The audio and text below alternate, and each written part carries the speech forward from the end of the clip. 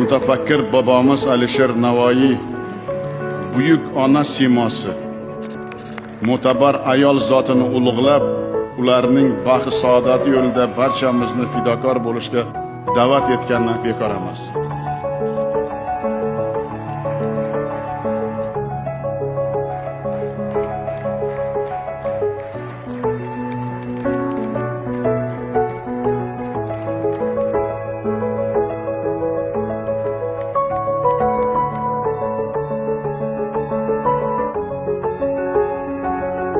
Mehr-oqibat, oliyjanoblik, muhabbat va sadoqat kabi yuksak insoniy qadriyatlarni kamol toptirishda, oila qo'rg'onini mustahkamlashda sizlarning xizmatingizni hech narsa bilan qiyoslab bo'lmaydi.